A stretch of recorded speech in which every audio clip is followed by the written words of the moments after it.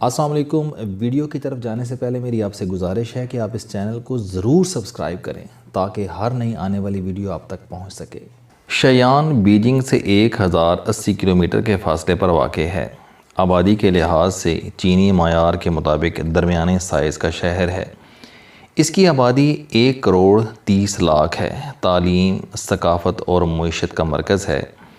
اس ایک شہر میں 75 یونیورسٹیاں ہیں۔ سائنسی تحقیقات اور ریسرچ میں شیان دنیا کے 20 اعلیٰ ترین شہروں میں شمار ہوتا ہے۔ معیشت میں دنیا کے 100 بڑے شہروں میں شامل ہے، جبکہ اس شہر میں دنیا کا 8واں عجوبہ ٹیراکوٹا واریئرز، 1350 سال پرانی مسجد اور 1100 سال پرانی مسلم اسٹریٹ ہے۔ شہر کی قدیم فصیل، ٹنگ بادشاہ کے گرم پانی کے تالابوں پر بنا محل اور شہر کے قدیم بیل ٹاورز اور ڈرم ٹاورز ہر سال دنیا بھر سے کروڑوں سیاحوں کو شیان کھینچ لاتے ہیں۔ شہر 2 حصوں میں تقسیم ہے، قدیم اور جدید۔ جدید علاقوں میں بلند و بالا عمارتیں، کھلی اور صاف ستھری سڑکیں اور پل اور انڈر پاس ہیں۔ درجنوں مالز اور شاپنگ اسٹریٹس بھی ہیں۔ صنعتی شہر ہے۔ الیکٹرک گاڑیوں کی سب سے بڑی کمپنی BYD کی سب سے بڑی فیکٹری شیان سے 450 کلومیٹر کے فاصلے پر واقع ہے۔ اس کا اثر شیان کی معیشت پر نظر آتا ہے۔ جبکہ قدیم حصے میں 2500 سال پرانے زمانے بہتے اور سانس لیتے ہیں۔ آپ اگر بجلی بند کر دیں تو یہ حصہ آپ کو چند منٹوں میں ماضی میں لے جائے گا۔ میں 10 سال بعد ایک بار پھر ٹیراکوٹا واریئرز کے سامنے کھڑا تھا۔ میری پشت پر سرسبز پہاڑ تھا، یہ دور سے گھوڑے جیسا دکھائی دیتا تھا، اور سامنے ٹیراکوٹا واریئرز کا ٹکٹ آفس تھا۔ اس دن بارش ہو رہی تھی۔ ہم 40 لوگ چھتریاں لے کر بارش میں بھیگتے ہوئے ٹکٹ آفس کے سامنے کھڑے تھے۔ ٹکٹ آفس اور سائٹ ایک دوسرے سے دور ہیں، لہٰذا سیاحوں کو الیکٹرک گاڑیوں پر بٹھا کر سائٹ پر لایا جاتا ہے۔ یہ 3 کمپلیکس پر مشتمل ہے۔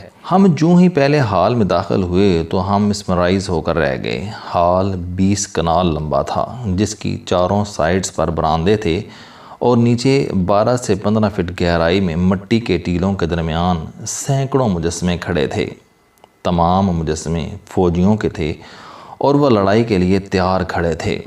سب کے چہرے اور قد کاٹ ایک دوسرے سے مختلف تھے۔ وہ یونیفارم میں تھے اور ان کے گھوڑے بھی ان کے ساتھ تھے۔ کھدائی کا کام بھی چل رہا تھا۔ آثار قدیمہ کے ماہرین چھوٹے بڑے اوزاروں کے ساتھ زمین کھود کر مجسمے نکال رہے تھے اور انہیں برش سے صاف کر رہے تھے۔ 2200 سال مٹی میں دفن رہنے کی وجہ سے مجسمے شکست و ریخت کا شکار تھے۔ ان پر ایسا پینٹ بھی تھا جسے جب آکسیجن لگتی ہے تو وہ مجسمے کو توڑنا شروع کر دیتی ہے۔ چنانچہ ماہرین بت نکال کر 4 گھنٹوں کے اندر اس پر ایسے کیمیکلز لگا دیتے ہیں جو انہیں ٹوٹنے سے بچا لیتا ہے۔ پہلے کمپلیکس میں انفینٹری کے بت ہیں۔ یہ 2 بدو لڑائی کے ماہرین تھے اور ہاتھ اور پاؤں سے لڑتے تھے۔ انفینٹری کے بعد گھڑ سوار فوج کے بت ہیں، لیکن یہ گھوڑوں پر سوار نہیں ہیں۔ گھوڑے ان کے ساتھ ساتھ چل رہے ہیں، مگر ان کی پوزیشن سے محسوس ہوتا ہے کہ یہ کسی بھی وقت چھلانگ لگا کر گھوڑوں پر سوار ہو جائیں گے۔ بت تراش اس قدر ماہر تھے کہ انہوں نے گھوڑوں کے مسلز اور بال تک تراش دیے۔ گھوڑوں کے دانت نظر آ رہے ہیں۔ کمپلیکس کے مجسمے زلزلوں کی وجہ سے متاثر ہوئے۔ ان کے بازو اور سر وقت کے بے رحم ہاتھوں نے گرا دیے، لیکن آج کے ماہرین نے انہیں دوبارہ گردن پر فٹ کر دیا۔ کمپلیکس کے 4 حصے ہیں۔ پہلے حصے کے بت اپنے قدموں پر کھڑے ہیں۔ دوسرے حصے میں بتوں کی ریکنسٹرکشن ہوتی ہے۔ جو بت یہاں سے نکلتا ہے وہاں ایک نمبر لگا دیا جاتا ہے۔ مجسمے کو بھی وہی نمبر الاٹ کر دیا جاتا ہے۔ اسے دوبارہ قدموں پر کھڑا کرنے کے لیے اس کی اصل جگہ پر کھڑا کر دیا جاتا ہے۔ بنانے والوں نے بتوں کو 4 حصوں میں بنایا۔ ٹانگیں سالڈ ہیں۔ پیٹ سے گردن تک دوسرا پیس ہے اور یہ اندر سے خالی ہے۔ بازو اور سر الگ الگ بنائے گئے تھے اور یہ بھی اندر سے خالی ہیں۔ انہیں بعد ازاں بھٹی پر پکایا گیا اور پھر ایک دوسرے کے ساتھ جوڑ دیا گیا۔ ٹانگیں سالڈ ہونے کی وجہ سے بت پاؤں پر کھڑے ہیں۔ وہاں بے شمار ایسے بت بھی تھے جنہیں ریپیئرنگ کی ضرورت نہیں پڑی، یہ جوں کے توں ہیں۔ کمپلیکس کے آخری حصے میں آرکائیو ہیں، وہاں تمام بتوں اور ان کے پارٹس کا ریکارڈ رکھا جاتا ہے۔ سائڈ سے نکلنے والی کوئی چیز حتیٰ کہ مٹی تک کمپلیکس سے باہر نہیں جا سکتی۔ ورکر آتے ہیں، کام کرتے ہیں اور انہیں کڑی تلاشی کے بعد خالی ہاتھ واپس بھیجا جاتا ہے۔ ہال نمبر 1 کے ساتھ ہال نمبر 2 ہے۔ یہ بادشاہ کا آفس تھا، اس میں جرنیلوں اور کمانڈرز کے بت ہیں۔ یہ پہلے ہال کے مقابلے میں نسبتاً چھوٹا ہے۔ اس کی کھدائی ابھی مکمل نہیں ہوئی، تاہم اس میں موجود بتوں کے کپڑوں، جوتوں، چہروں اور سر کے بالوں سے اندازہ ہوا کہ یہ ایلیٹ لوگ تھے۔ اس کمپلیکس سے نکلنے والے گھوڑوں کے بت بھی خصوصی تھے۔ اس قسم کے گھوڑے قدیم چین میں شاہی خاندان اور امراء استعمال کرتے تھے۔ اس بلاک میں مٹی کے مختلف بلاکس ہیں۔ میں نے گائیڈ سے پوچھا کہ یہ پورا سیکشن کیوں نہیں کھودا گیا۔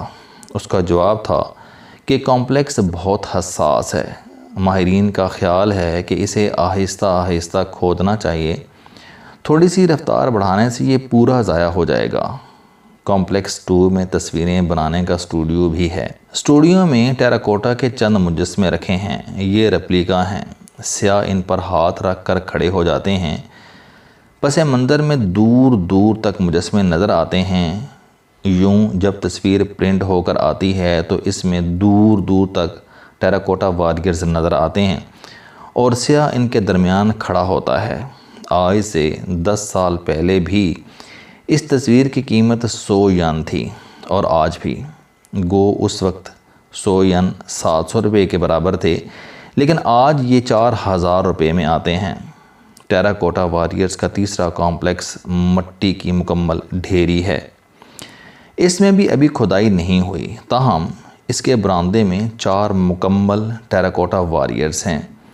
یہ شیشے کے کیس میں رکھے ہیں اور دیکھنے والوں کو دم بخود کر دیتے ہیں۔ پہلا مجسمہ کسی جنرل کا ہے۔ اس نوعیت کے 7 مجسمے کمپلیکس سے برآمد ہوئے تھے۔ یہ بادشاہ کے جنرل تھے۔ وہ مضبوط کاٹھی کا 6 فٹ اونچا شخص تھا۔ اس کی ضرب اکثر لوہے کی تھی اور چھوٹے چھوٹے ٹکڑے جوڑ کر بنائی تھی۔ داڑھی کے بال گندے ہوئے تھے اور سر کے بال 2-3 منزلہ تھے۔ چہرے پر غرور تھا۔ وہ ایک گھٹنا زمین پر ٹیک کر بیٹھا تھا۔ جوتے کے سول میں چھوٹے چھوٹے سینکڑوں دائرے تھے اور اس نے لمبی قمیض اور تنگ ٹروزر پہن رکھا تھا۔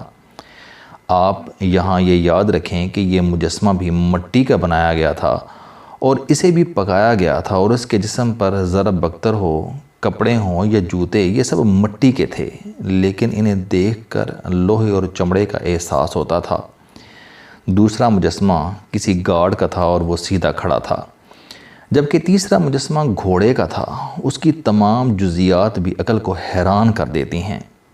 ٹیراکوٹا واریئرز کے تمام ہتھیار لکڑی کے بنائے گئے تھے، تاہم وہ اپنا وجود برقرار نہیں رکھ سکے، انہیں زمین کے گھن نکل گئے۔ چنانچہ ان تمام کمپلیکسز میں کوئی ہتھیار نہیں ملا۔ ماہرین 50 برسوں میں سے صرف 3 کمپلیکس کھود سکے، جبکہ یہاں اس قسم کے 600 کمپلیکس ہیں۔ علاقے میں درجن بھر گاؤں تھے، انہیں یہاں سے ہٹا دیا گیا۔ اب 54 مربع کلومیٹر کا یہ علاقہ عالمی ورثہ ہے۔ بادشاہ چن شی ہونگ کا مقبرہ کمپلیکس سے 1.5 کلومیٹر کے فاصلے پر ہے، اور یوں محسوس ہوتا ہے کہ اس کی فوجیں مقبرے کی حفاظت کر رہی ہیں۔ بادشاہ کا مقبرہ احرام کی طرح ہے اور یہ ابھی تک کھولا نہیں گیا۔ ہم نے دور سے اس کی زیارت کی۔ کمپلیکس سے ذرا سے فاصلے پر ٹیراکوٹا کا شاپنگ سینٹر ہے، جس میں کافی شاپس، ریسٹوران اور سوینئرز شاپس ہیں۔ ٹیراکوٹا واریئرز میں جا کر احساس ہوتا ہے کہ دنیا کی ہر چیز فانی ہے، لیکن اگر انسان کوئی ایسا کارنامہ سر انجام دے جائے جس کی مثال دنیا میں نہ ملتی ہو تو وہ رہتے زمانوں تک زندہ رہ جاتا ہے۔ بادشاہ چن شی ہونگ اور اس کی سلطنت بھی وقت کی گرد میں گم ہو گئی، لیکن ٹیراکوٹا واریئرز نے اسے دوبارہ زندہ کر دیا اور اس پر اب روزانہ تحقیق ہو رہی ہے۔ بے شک انسان اگر زندگی میں طویل عرصہ تک پڑھی جانے والی کتاب لکھ دے یا پھر کوئی ایسا کارنامہ سر انجام دے دے جس پر کتابیں لکھی جائیں تو اس کی عمر لمبی ہو جاتی ہے، اور بادشاہ چنشی ہونگ نے ایک ایسا ہی کارنامہ سر انجام دیا تھا جس پر سینکڑوں کتابیں لکھی گئیں اور ہزاروں ابھی لکھی جائیں گی۔ ٹیراکوٹا واریئرز کے بعد ہماری منزل ہواکنگ پیلس تھی۔ یہ ٹیراکوٹا سے 10 کلومیٹر کے فاصلے پر لی کی پہاڑیوں میں واقع ہے۔ علاقے میں گرم پانی کے چشمے ہیں۔ 2000 سال قبل لوگ یہاں غسل کے لیے آتے تھے۔ ٹنگ سلطنت کے بادشاہ تھائے زونگ کی 3000 کنیزیں تھیں، لیکن ان کا دل یانگ گوفے کی زلفوں میں الجھا ہوا تھا۔ بادشاہ نے 723 عیسوی میں پہاڑوں کے دامن میں گرم پانیوں کے چشموں پر ان کے لیے انتہائی خوبصورت محل بنایا۔ یہ داستان شاہ جہاں اور ممتاز محل سے ملتی جلتی تھی۔ گو یہ محل تاج محل نہیں، لیکن اس کے باوجود لائق دید اور قابل تعریف ہے۔ یہ جنت کا ٹکڑا تھا اور ہم ٹیراکوٹا واریئرز کے بعد اس جنت کے دروازے پر کھڑے تھے۔ السلام علیکم۔ آپ سٹوڈنٹ ہیں، کوئی جاب کرتے ہیں، کاروبار کرتے ہیں، یا پھر آپ گھریلو زندگی گزار رہے ہیں۔ اگر آپ اپنی زندگی کو بدلنا چاہتے ہیں تو اس چینل علم دوستی پر آپ زندگی میں کامیابی کے لیے جاوید چوہی صاحب کے موٹیویشنل، سوشل، سیلف ڈسکوری سے ریلیٹڈ اور صحت سے متعلق بے شمار کالم سن سکتے ہیں۔ میرا دعویٰ ہے کہ یہ چینل آپ کی زندگی بدل دے گا۔ اس چینل کا مقصد اچھی باتیں معاشرے میں پھیلانا ہے، اور اچھی بات کو دوسروں تک پہنچانا صدقہ جاریہ ہے۔